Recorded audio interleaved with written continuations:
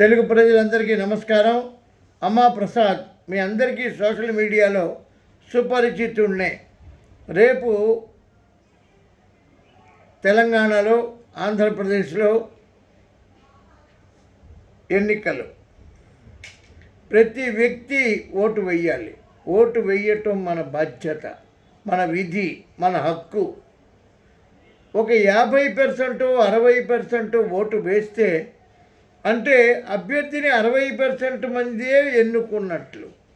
అదే కాకుండా ఒక 90-95% కనుక ఓటుకు వచ్చినట్టయితే సరైన అభ్యర్థిని ఎన్నుకునేటువంటి అవకాశం అందరికీ దక్కుతుంది. ఒక్క ఓటు కూడా విలువైనదే. ఈ ప్రజాస్వామ్యంలో మంచి అభ్యర్థిని ఎన్నుకోవాలి. ఓటంటే 2 వేళ్లకి అంటుకున్న 2 చుక్కల సిరా కాదు. 1825 రోజులు మన భవిష్యత్తు.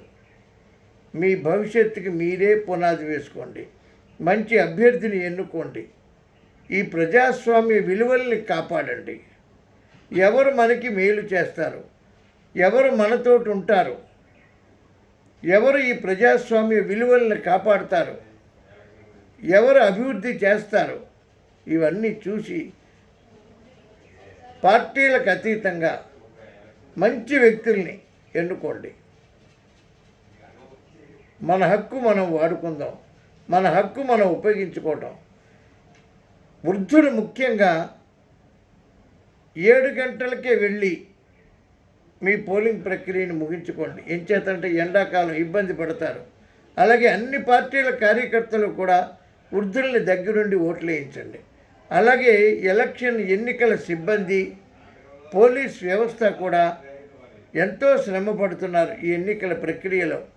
ఈ రాజకీయ పార్టీలు నాయకులందరూ కూడా వాళ్ళు సరిగ్గా సమయానికి భోజనం చేశారా, వాళ్ళకి మంచినీళ్ళు, ఒక మజ్జిగ లాంటి పదార్థాలు ఇచ్చి ఈ సమాజంలో ప్రతి ఒక్కరిని అందరి మేలు అందరూ చూసుకోవాలి.